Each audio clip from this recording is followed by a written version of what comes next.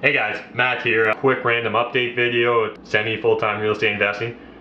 It's filled with peaks and valleys, guys. Peaks and valleys is what it's about. Recently, I've lost a couple bidding wars on properties, which can be frustrating because you spend and invest a lot of time. Had a deal go sour based on the appraisal. Recently found a deal that I thought had a lot of potential. Brought a money partner in to look at it. It just was a little bit outside of his comfort level at this point, so it seemed like the deal was falling apart. Anyways, today I was driving around town with one of my mentors. Tangent alert. I can't stress the value of having these mentors and having these relationships from the start. You know, if you want to be the lone wolf in real estate, go ahead and try, but honestly, I'd have no idea how I would have got to where I am or where I want to go if I didn't have a team, a network, mentors, as well as people that I'm mentoring, as well as peers. You want that full like 360 circle around you. But so I was driving around town with my mentor today, and we're looking at one of his projects, and he asked, have I seen any interesting opportunities in real estate lately? And I said, well, yeah, there's this one deal, but right now it's not in what the banks consider living states. The previous owners completely ripped it back to the studs, took out all the plumbing, all the electrical. Most of the big 5 banks aren't really interested in lending to you on it, so you're probably gonna have to find a B, C, or a private lender. Since this deal is a for sale by owner deal, often they're looking to move pretty quickly. They don't want a long condition period, and they certainly don't like seeing a long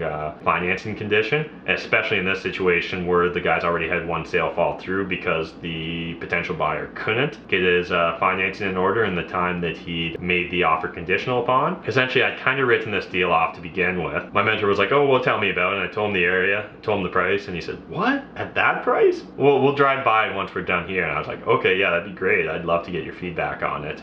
This property, you'd be looking at buying it for $250,000. Initially, I thought about $150,000 in rentals, but now that I've really dug into the numbers, I'm thinking it's closer to that $200,000. So it's a big chunk of change. It's going to be difficult to get financing on it, as well as you're going to need a construction loan, which can be very difficult. Went there with my mentor. We were walking around the exterior. He asked me about the numbers. He asked me how much money could I put up into this deal, and I said I don't want to solely commit myself to just one deal at this stage. I want to be able to have multiple deals on the go at the time. So I told him I could really only put $50,000 into it, and he said, okay, if you're sold on this property, go ahead and make a cash offer for $250,000. My jaw dropped more than I couldn't believe it. I said, yeah, it's a great area, great location. He really liked it.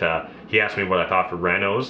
He thought I was a little high. He thought I was probably over improving the property, which I appreciate the feedback. I might still need a little bit of convincing to get on board with that, but he's my mentor, so I definitely need to really take a long look and think through the logic that he would have used to come up to that opinion. Secondly, okay, well, that's great, but then I still need all the renovation money, and he offered to give me a construction loan. Now, this is a bit of a side tangent again. So this mentor specifically of mine, he's involved in real estate, as well as he has done private mortgages and lending in the past, so it's not something completely outside of his wheelhouse. So it's not like he just pulled this out of his ass, which is like, yeah, I'm just throwing money at Matt.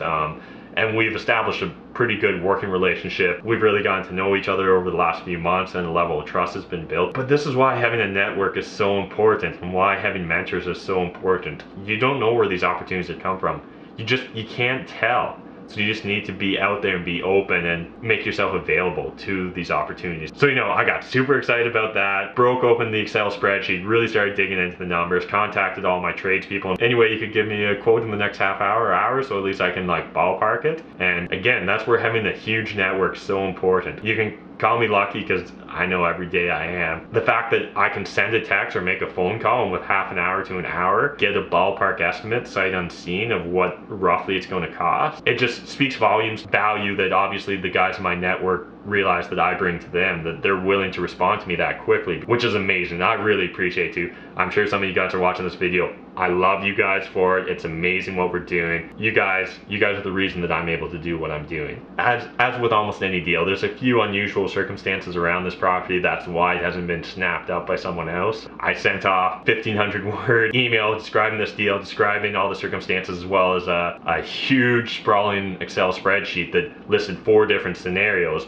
and where I saw the deal potentially going. Hey guys, I know you're busy and stuff, but if in the next 24 hours you could take a peek if I was trying to lone wolf this would have been a deal that was simply too big for me to look into by myself. Simply too big. Running these deals and stuff, and that's why having a group of people that are kind of just there supporting you and also ready to go to bat for you when you need them to in a pinch, it's invaluable. You can't put a dollar value on that. And so same thing, like I'm constantly trying to give back to my network. My tradespeople know that if they decide they come across an interesting property they want to flip, they can give me a call up and I'm going to help get them their financing if it's at all possible to do, regardless of whether I'm going to be in on the deal or not. Or they know that I've given them constant referrals. I want them to succeed as much as I am. I want us all to win together. There's more than enough win-wins out here for all of us, and so just surround yourself with other hardworking people. Mentors, peer group, tradespeople, your bankers, real estate agents, accountants, your lawyers, as well as people that you're mentoring. Because these guys are also going to be presenting you with